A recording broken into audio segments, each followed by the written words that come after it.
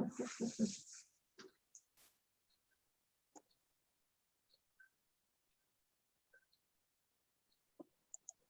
right, we're just going to load everybody in today's webinar, so we'll give it a couple minutes.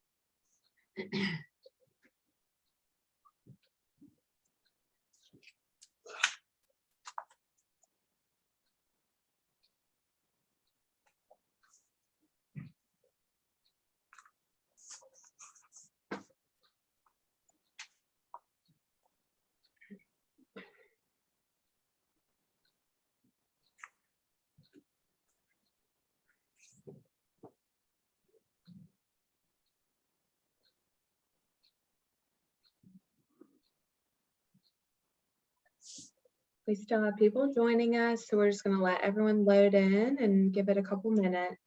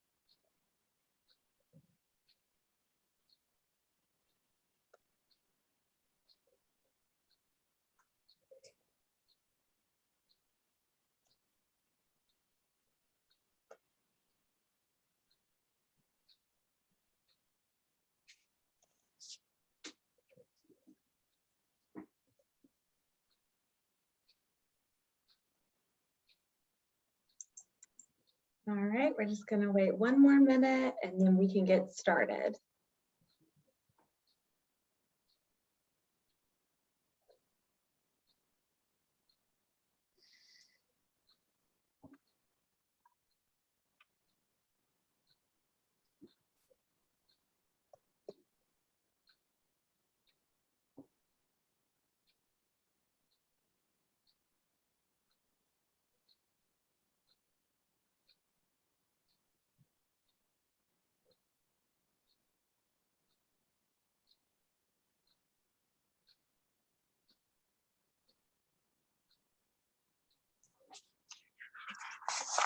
Right, so welcome everyone to today's webinar on stress management.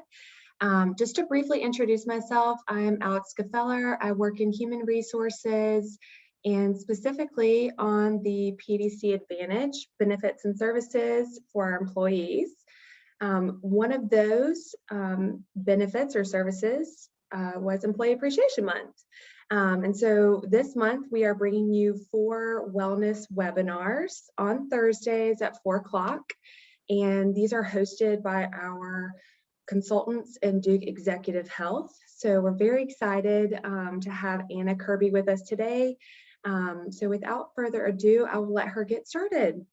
Thank you, Alex. Hello, everybody.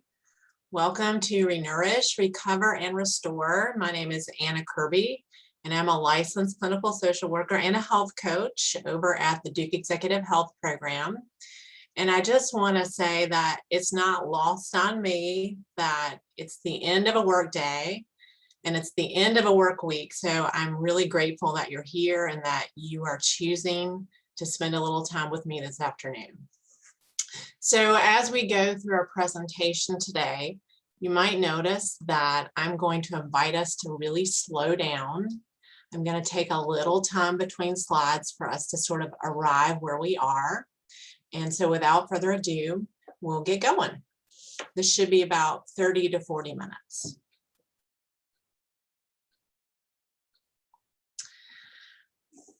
Just a moment to tell you about Duke Executive Health. We are located at the end of Irwin Road at the Duke Center for Living. It's a very beautiful campus if you haven't had a chance to come over and walk around.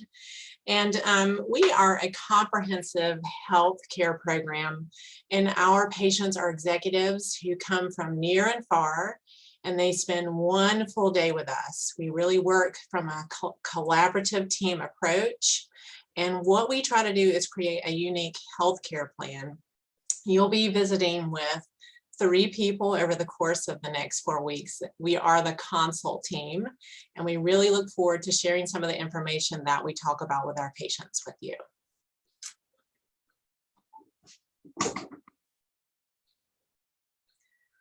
Okay, this is just a little bit about me. I want to say the most important part of this slide is the photo on the right. This is my family, my husband, my daughter, who's a little bit older now. She's 14 and almost as tall as I am, and our sweet dog, Ben. And I wanted to point this out because just like you, even though I'm immersed in the work of studying stress management and talking with people about it, it's something I have to come back to again and again. It's not easy sometimes, and sometimes I get tired. And the key is really to develop practices and habits that are doable. And if you take a look down there in the bottom right corner, I listed some of the hobbies and self-care practices that I come back to again and again. And the most important thing is just to keep doing them, keep doing them. So we're going to practice a little bit together today.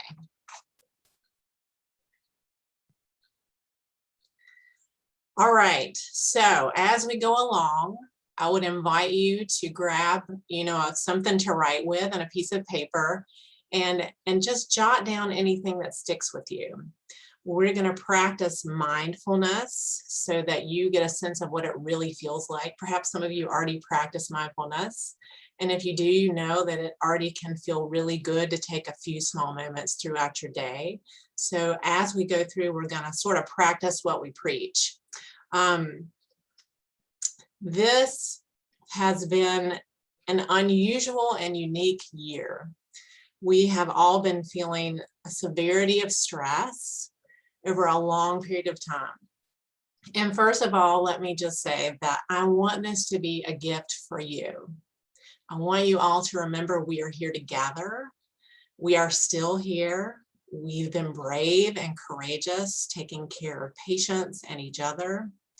And now we're going to turn towards you and take care of you a little bit today. So let me take care of you as I invite you to join in some of our practices. So I want to acknowledge that what I'm talking about is by no means a magical solution. This is not going to solve all our problems of stress, but what it will do, what these practices can do, is offer you some small ways to take the pressure off, to create a little space for you in your daily life. So throughout, I'm going to invite you to join me. And now we're going to get started right now. So if you would, just simply close your eyes, right? Unless you're driving. I know some people are joining from their car, so do not close your eyes if you're driving. But simply focus inward. And if you can safely close your eyes, you're invited to do so.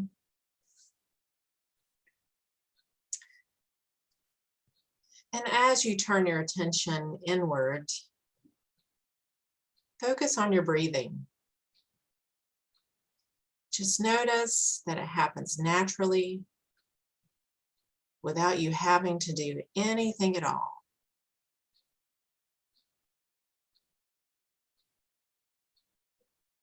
Focus on the weight of your body in the chair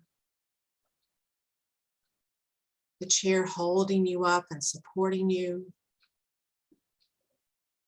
You can just lean into that support for a little while, trusting that whatever you have to tend to will still be there.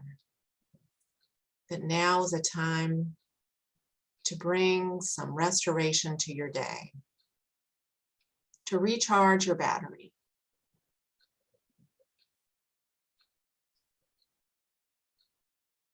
Keep breathing in. And as you exhale, let it out very slowly, slowly exhaling your day, allowing your body to be there for you. And I invite you to hear these words as you continue breathing. We are really marvelous and unique beings. We are capable of creating. We are capable of great kindness to each other. We are capable of destruction. But more than anything, most everyone is doing the best they can. As you breathe in, turn your own thoughts to your own uniqueness, honoring the way you are, breathing in what makes you you, exhaling slowly, giving yourself a little time for relief today. One more deep breath in. Exhale out slowly. And when you're ready, you can open your eyes.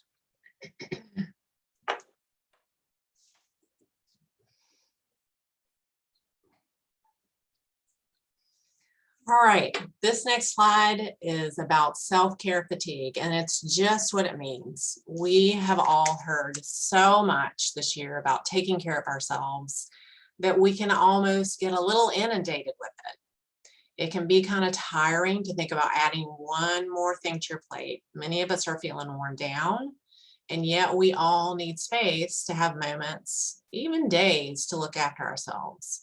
So I want to ask you to start to, if you find yourself thinking about self-care, and this happens to me too, if you go, oh gosh, one more thing, I invite you to shift just a little bit and to remember that we know from a good bit of research that self-care is really helpful and effective. So, and it's very simple, it doesn't take a lot. And if you'll note this beautiful quote on the side here, getting on your own side and bringing caring to your pain will make you more resilient, confident, and capable. Being good to yourself is good for others too. So it's really true. Caring for yourself, practicing ways to increase your own well-being is good for you, but it's also good for those all around us.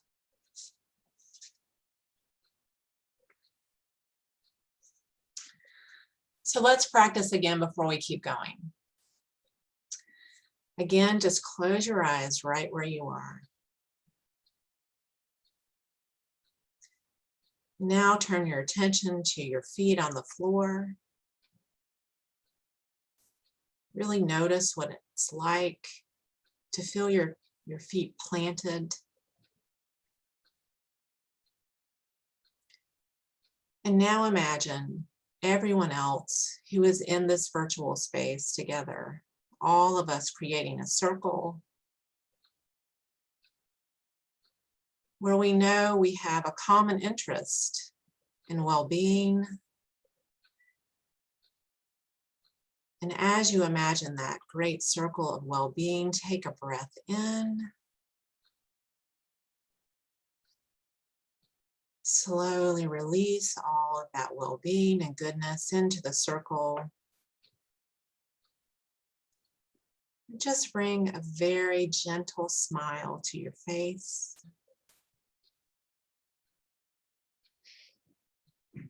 You might move your shoulders around, see if there's anything that needs to be released.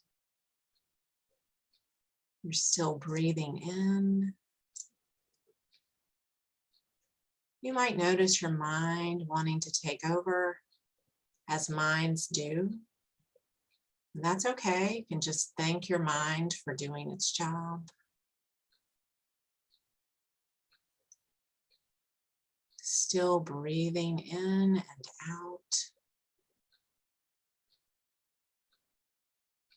And now, as we keep moving forward, knowing that this is a time and space where we can be just a little curious about new ways of looking after ourselves and each other.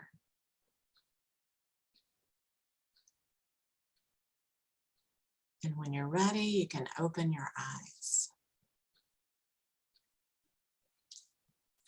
All right, so I'm starting to feel a little more relaxed. I hope you are too. What is self-care? Self-care is actually, it's pretty simple. It's about ways of being intentional and proactive to get on your own side. It's about taking small actions to look after yourself. And all of us already do a little self-care anyway. If you brush your teeth every day, if you make sure that you're washing your clothes, those are all gestures of self-care. That's all it is. It doesn't have to be anything complicated. It can be as small as taking a deep breath every time you log into Epic, or doing 10 squats every day after you brush your teeth. To sort of, making a commitment to hug your kid or your partner for 10 seconds a few times a day. The trick is to do it, to do it, to do it, and to notice how you're doing when you're practicing.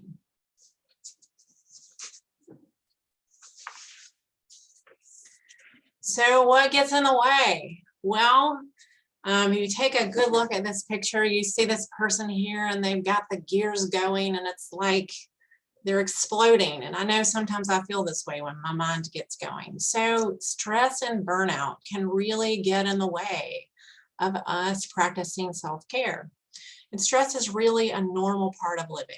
We all have an autonomic nervous system inside us, and it's always sort of scanning on its own. You don't even have to think about it to see how we're doing. When we get stressed, it's a stressor that will activate that. It can be something like having to stop suddenly in traffic. Your stress system is what tells you what to do without you even thinking about it. So stress and exhaustion and burnout. Well, burnout is what happens when we are under stress for long periods of time. And what happens is we may start to notice that we lose our capacity, our ability to feel compassion. We can start feeling like, well, what's the point of doing this? We might notice that we're not enjoying the things we usually do. We may be able to do all the things we usually do, but we feel differently about it. So the good news is there is an antidote to burnout and to stress. And one of the number one ways to attend to burnout is through empathy and compassion with yourself and with others. And we're actually already practicing it right this very minute. You have decided to take time out for yourself today and to spend a little time practicing some new ways. So you're already doing it. You can feel good about yourself knowing that you're already taking a step to tend to how you're doing, especially if you're feeling burnout. All right, so what's on your plate? It's time for us to start taking a little bit of a deeper dive. So I'm going to use a plate analogy because it's kind of like life. We go through a buffet line and we get a little bit of that and a little bit of this on our plate, and we end up with a plate, and then we eat it, we digest it, it nourishes us, or we have to get rid of it. And so I want us to use that analogy to really think about what's on your plate every day. So we're going to go back to our tool of mindfulness. And again, you can just turn your attention toward yourself. Take a deep breath in. Very slow exhale.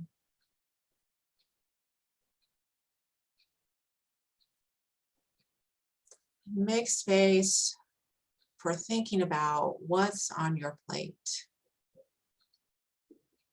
What are the obligations you have every day? Who do you see? What are you doing? Keep breathing. And you might notice what's happening in your body as you're thinking about your plate. Does it feel relaxed? Is there a shift in your thinking? Does your mind immediately go to something about what's on your plate? Just breathe in and exhale. Now take a closer look at your plate. What is really yummy? What is it that you do, that you take part in, that is so good? It really helps you to feel like yourself in the best kind of way. And just stay with that feeling as you keep breathing.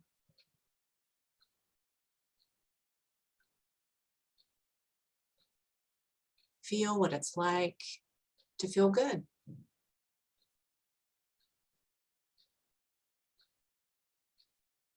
And now notice what's kind of hard to eat sometimes. What's hard to take in?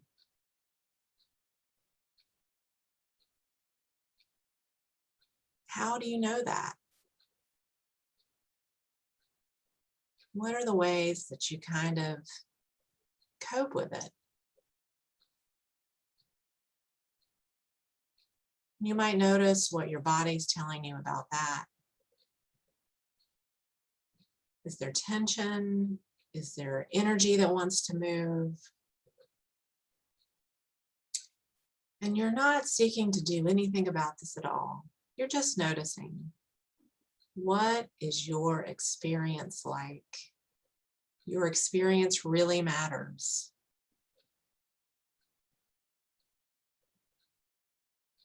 And breathe in.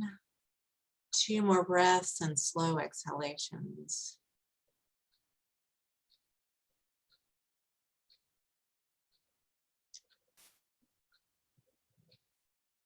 And when you're ready, you can open your eyes. Now, you might jot anything down that really stuck with you about what's on your plate. Perhaps these are areas of attention that you want to come back to as we keep talking throughout this presentation, or just hold it in mind. It could be something that you really noticed about what you enjoy in your living in your days, or something that feels a little hard.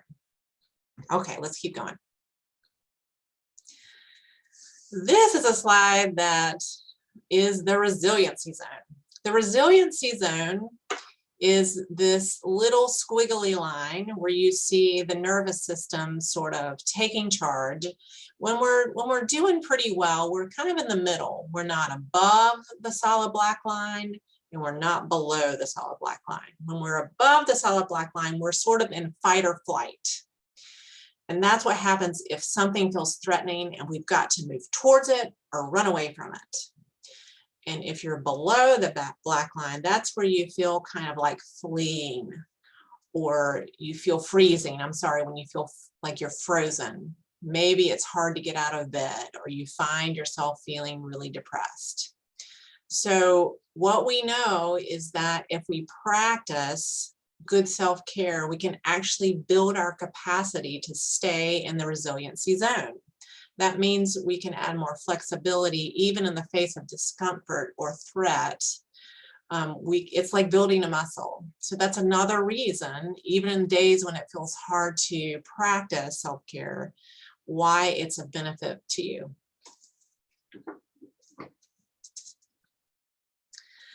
And just a note about self-compassion.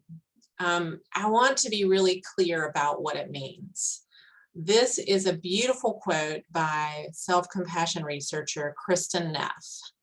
And she and her team have been studying this because it turns out when we turn towards ourselves with more understanding, that we actually do better. We feel happier, our health is better.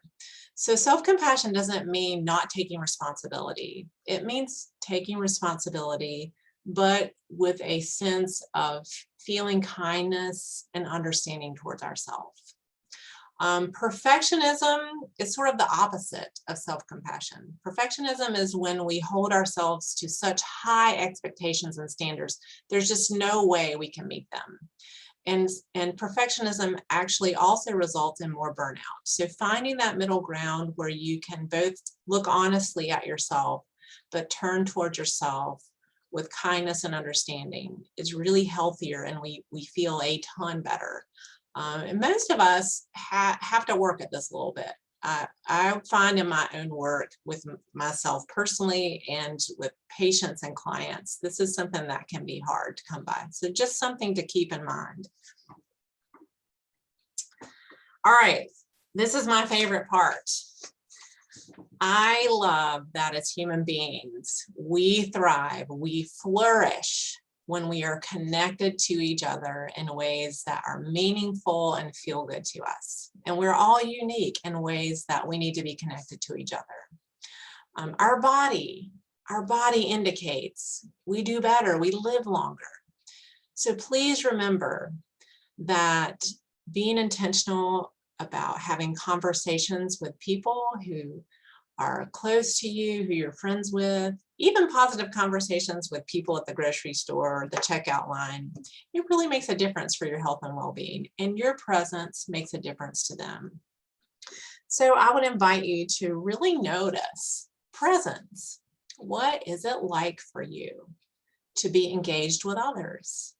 What is it like for you when you're in front of someone who you really love, who smiles at you, who makes you laugh? It feels pretty good. And if you ever had any doubt that we are not, or that we're not connected, think about going to a sporting event. If your team is winning and you're in a crowd, you can feel the energy, the emotional energy of the people next to you. Conversely, if you're at a sporting event and your team is not winning, you can also feel the energy. So we really can engage in this to our advantage. And it just takes a little bit of intention.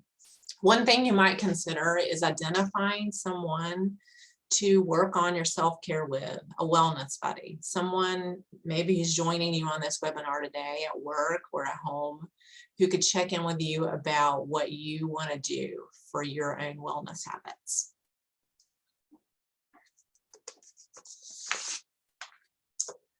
All right, we're going to do a quick 30-second practice before we go on. Close your eyes and just bring to mind someone whose company you really delight in. Someone who, when you know you're going to be with them, when you're going to see them, it just feels good. It can be someone from your past. It can be someone in your present. It could even be a pet, just some live being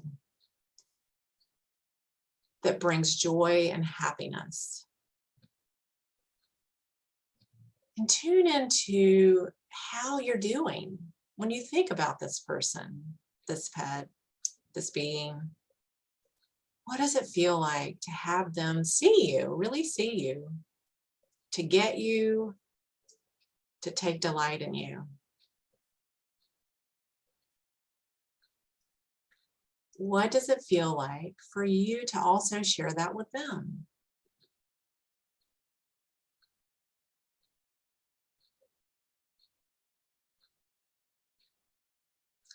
You breathe in. And as you think about this person and sharing a smile with them in your mind's eye, breathe out. When you're ready, you can open your eyes. All right, so a quick review. We're kind of getting to the end, so it's moving fast. So we have been talking about mindfulness. We've been practicing mindfulness, weaving it in to all the different approaches to self-care we're learning about so far. We've talked about stress and burnout. We know that stress is not inherently bad. It can be an indicator that something needs attention. In fact, we do better when we think of it that way, physiologically. We've been talking about compassion and empathy and practicing compassion with ourselves, and how we know that that's a great antidote to stress and burnout. And we've been sort of thinking about self-care and moments and how impactful that can be. And now we're going to take a deeper look at your plate. This is a tool from the life coaching and health coaching practices. And this was created by a gentleman named Paul J. Meyer. And it's a tool to sort of help you organize what's on your plate. Over on the right are categories. And it's a way, sometimes I need help organizing my thinking. So this is a way to just sort of look at areas of life that we know are important, and to sit down, take a few minutes, and really use a scale of 1 to 10 to sort of give yourself a rating. There's no right or wrong. It's more like, for you, how is work going for you? Is it a 10 being like, yes, it feels good, even when there are problems, I feel like I got it? Or is it a 1 where it's like, gosh, I just don't even know what to do? So you might spend a little time sort of looking at your plate in this way if it's helpful to have a tool. And in the areas where the number is lower, to really dig down in the weeds a little bit. What's really there? What are the ways you can begin to sort of focus your attention on that part of your life, where you might just make a few small changes, something you know you can do that's doable.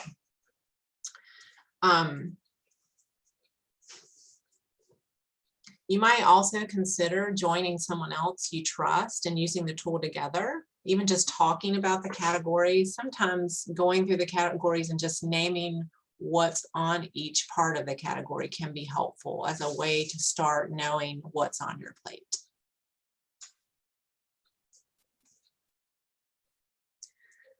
Emotional you. It's likely that as we've been talking about all these things, you have certain feelings coming up. Feelings are super important, and they can be a little tricky to work with. I think sometimes we often feel like if we tune into our feelings, especially anger, sadness, grief, it will feel so overwhelming, we might get stuck there. And conversely, when we feel happy or excited or delighted, we wish we could hang on to it. But feelings are meant to really come and have a peak and then move out. And you know, as a human being, we are always having feelings. They sort of let us know how we're doing. So the trick is, if you're getting stuck, if you feel like you're getting stuck in a feeling that is not serving you very well, or you don't know what to do with it, you can name it to tame it and feel it to heal it. This comes from Dan Siegel out in UCLA. And we have a ton of brain scans over the year that show when you get really nuanced about how you're feeling, when you really spend time with yourself, understanding what you're feeling, and it actually settles down the part of the brain that is emotionally reactive. And sometimes it even emits neurotransmitters that just help you to feel a lot better. So curiosity is really your friend when it comes to emotional regulation. That can mean anything from just taking a few minutes to turn inward, to really get curious and understand how you're feeling and why you're feeling the way you feel, to journaling, to talking with a friend. We're not used to really in our culture taking time to turn towards ourselves about emotions, but it can be a fantastic practice. In and of itself, that is a way of taking care of you.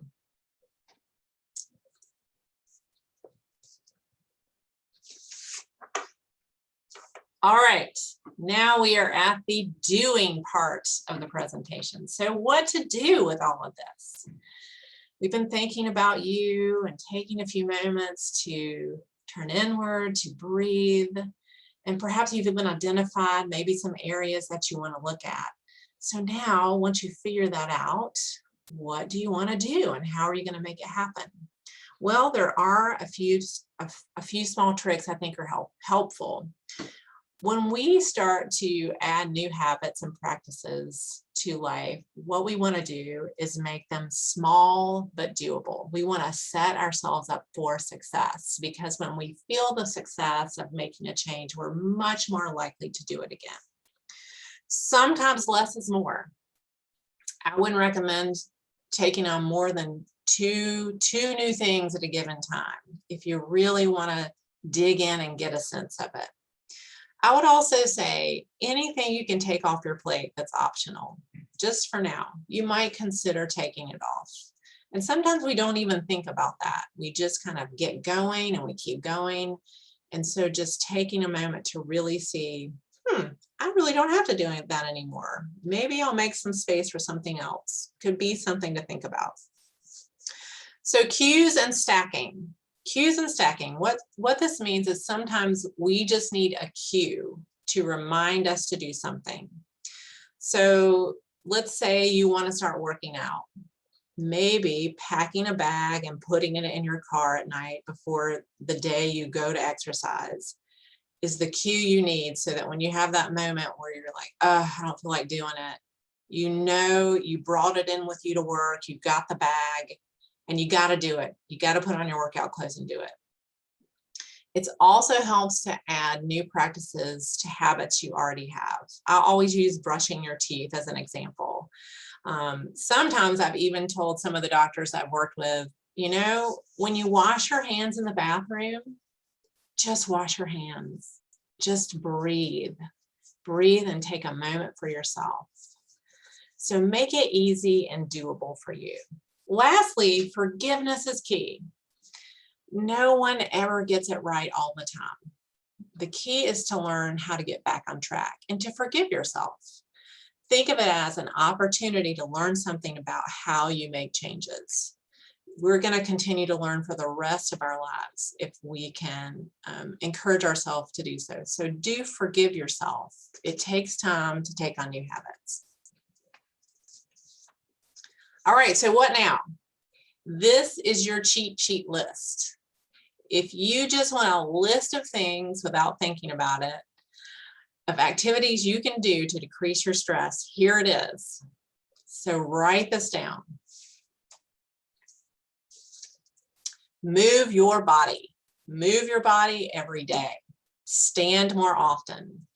Even if you're not going to exercise, please get up, move around. If you find yourself feeling stuck in stress, get up, move around, look around the room, look behind you. That lets your system know that you're okay. So if you are relatively safe, and you know you are, but you're not feeling it and you need to, move your body, look around, let your body know you're okay. Consider taking a break every 90 minutes. Every 90 minutes is the recommendation. It does not have to be a large break. It can be 1 or 2 minutes. I'd love it if you could take a 10-minute break, but sometimes that's just not possible. Small breaks do matter. Small breaks do have a positive impact. We really need transitions between moments in life. We're kind of oriented that way as human beings. When we walk into a room with new people, we want to look around. We want to see who's here. So that's a kind of break, giving yourself just a moment to get where you are. Breaks can be anything from, I have a beautiful window in my office, so I'm really fortunate. I've had windows with no offices, so I'm really grateful I can kind of look over here out the window.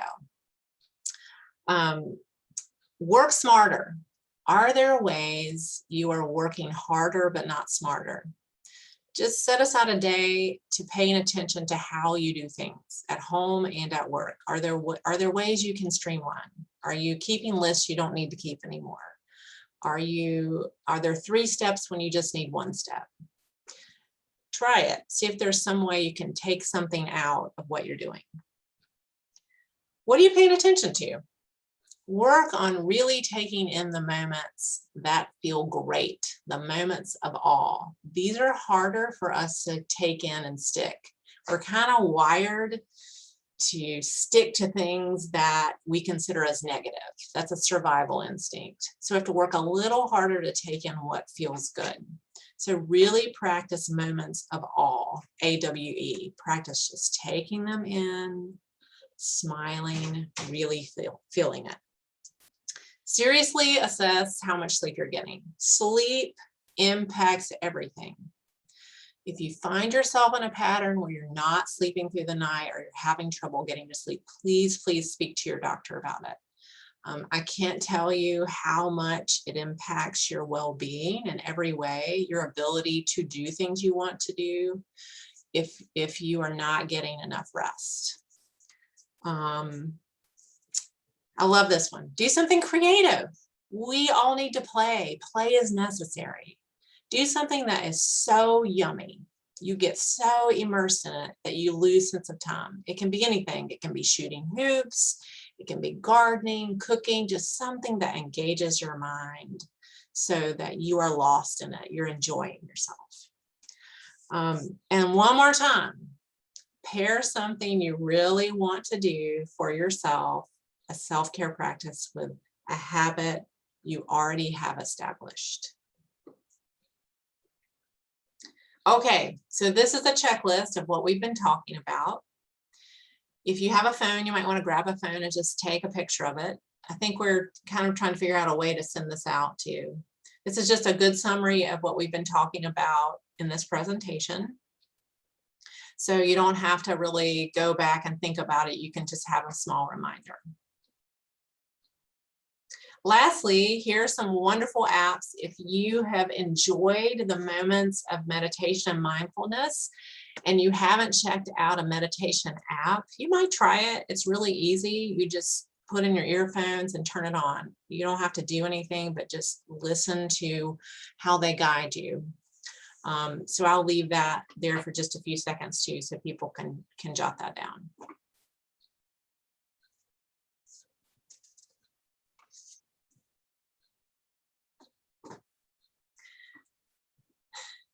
All of us have the capacity to look after ourselves, to look after one another. I want to thank you for spending this time with me. I know everyone's been working hard, and I invite you to really, in the midst of the complexity of life, to give yourself the gift of really dwelling on what's beautiful sometimes. We all have a center within us that is quiet.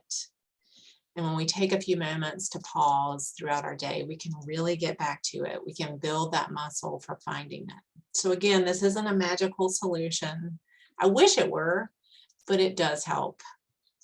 And I wish you lots of moments of good self-care. Thank you. All right, and next week, I'm so excited to tell you, if you will come back, you are in for a treat with Brittany Moore. She is our exercise physiologist. She's going to give you some information about fitness and moving your body. And the week after that is Karen Bean. She's our nutritionist. And all of these sessions really build on each other. You can take some of the information I talked about today with forming new habits into your time with Brittany and Karen. Thank you. Back to you, Alex. Oh, we're having question and answer. Yeah. Yes. Thank you, Anna. We so appreciate it. This is really great. So I'm just going to let some of the Q&As come through, and then we can answer those. So if anyone wants to just type it in the chat.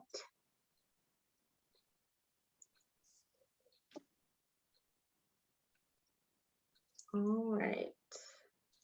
So first question. I want to sleep, but my mind won't let me. What do you recommend? Yeah, so many people talk about this. That's a pretty common one. So there's two things that usually happen for folks. I know it's sometimes our mind keeps us awake when we're trying to go to sleep, and sometimes we wake in the middle of the night and our mind starts racing. You can really utilize some of what we did today. We can sometimes wake up and immediately develop sort of a resistance to what our mind is doing. And the key is to really kind of embrace that your mind is trying to help you out. So taking a moment to breathe and actually say thank you to your mind. And what we're really looking for in the night, I think, is reassurance that we're going to be okay. It's a vulnerable time. Also, tuning into your body. Bodily sensations will give your mind something to do. So actually sort of, what does your bed feel like? The weight of your body on your bed. What do you notice about what you're hearing? So those are some tricks. And again, that takes practice. Awesome. Thank you. Okay, the second question. Also see your doctor if you're really having trouble sleeping and it's a pattern. Awesome. Okay, how do I leave work and turn the focus on my home and self-care? Yeah, I love that. I think what can really help is transition time, is to build in a few minutes between work and home, even if you're working from home. I know many people are remote right now, is to build in a little moment between leaving and arriving, to give yourself some time to think about what you still need to be focusing on when you come back to work, and giving yourself some time to think about what you want to focus on when you're at home. Some people still have to work at home. I realize that's a reality for a lot of people. So making structure around work if it's possible, if you have to work at home, giving yourself a window of time to work, and then guarding like crazy the time you don't have to work. Stay off the email if you can do it. Awesome. Okay, and then here is our last question. How is the best way to clear or minimize my plate? Yeah, this is a little bit tricky.